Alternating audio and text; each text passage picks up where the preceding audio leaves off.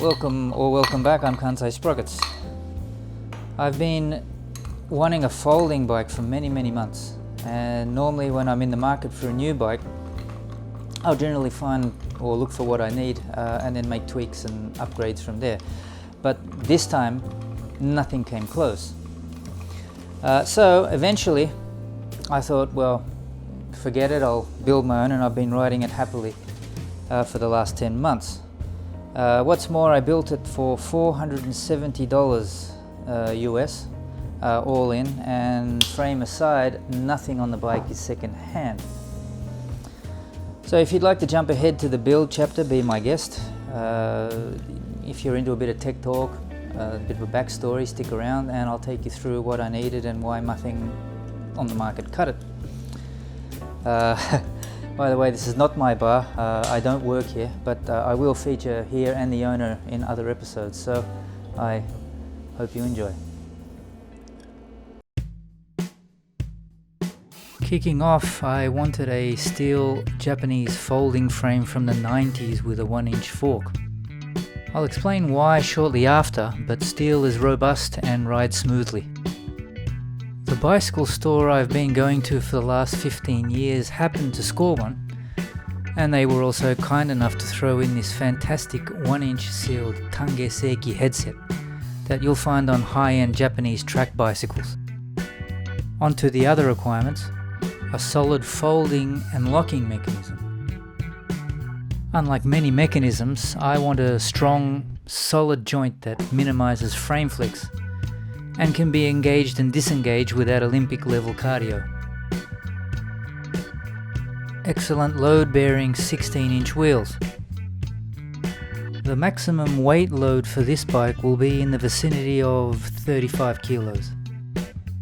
That said, I need a 36-spoke rear wheel that can handle such a load. 36-hole 16-inch rims aren't easy to come by, but I did find one eventually. The only way around this was to hand build a 36-spoke rear and a 20-spoke front wheel. 16-inch wheels also makes it super easy to pack up and carry when I need to catch the bullet train. I've got a longer video coming soon showing exactly how to book a spot if you're planning to do the same while you're in Japan. Non-folding stem and handlebar. Folding parts are super convenient, but frankly those joints can be a bit of a weak spot. They can rattle, they can creak, and it just doesn't make the ride solid enough for me. That's why I went with a 1-inch non-folding stem and a carbon handlebar. Removing it just takes a single 6mm Allen key anyway. Easy. High quality seat post. Any regular rider knows that one wet ride results in grit accumulation around the seat collar, and moving a nice seat post up and down is the best way to score it. It's so easy to mark the insertion point with a rubber grommet or an old tube. Strong rack. I need a rack that can handle up to 35 kilograms, carry panniers no problem, but still be light enough that it doesn't turn the back of the bike into a dead weight when riding without luggage. 3-speed internal hub gearing. The Shimano Nexus Inter 3 hub was a no-brainer because 1. Derailleurs, cassettes, cassette hubs, pulleys, blah blah woof woof. Less parts, less maintenance fees. 2. Servicing isn't too difficult. My next video will be on how to completely service a Nexus Inter 3 hub. Please stay tuned. 1500 kilometer or so service rotations are all that's necessary. 3. Nexus Inter hubs have excellent gear ratios. Pair that with a well thought out ratio between your front chainring and your rear sprocket and you're golden. 4. Nexus hubs allow you to shift while stationary. This is essential when having to brake suddenly and avoid having to hit off in a high gear. Fitting it wasn't totally plug and play. I had to modify the axle length and the push pin. I've got a video coming soon showing exactly how I did it. Brakes. At risk of starting a brake war, here's the short version. Rim brakes, great, until it rains. Disc brakes, Powerful, but a pain when you have to remove the rear wheel on a bike with horizontal dropouts. Band brakes? Overheat and fade quickly, as well as squeal like someone stepping on Lego. So I went with a roller brake. It solves all these problems, but the only trade-off is weight.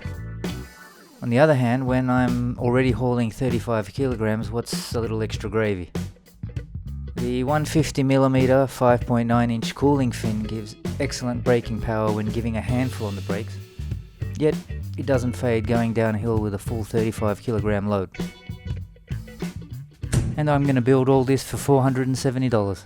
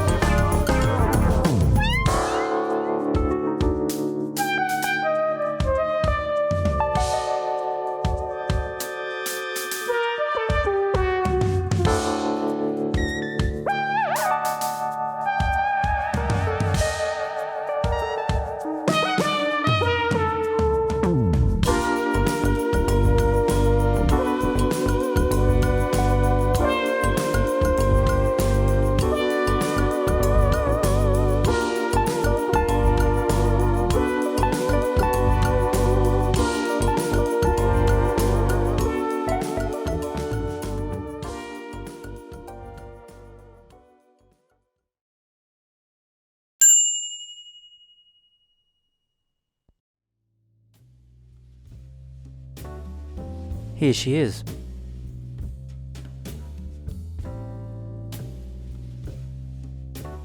It's zippy, quiet, and economical.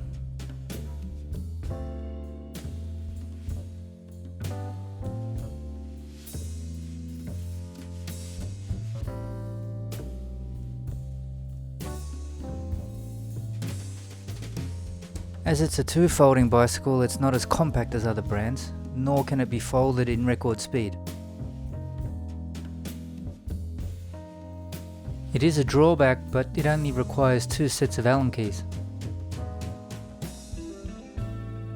I don't need to take it shopping with me, and I'm not trendy enough to take it to cafes for lattes and pesto.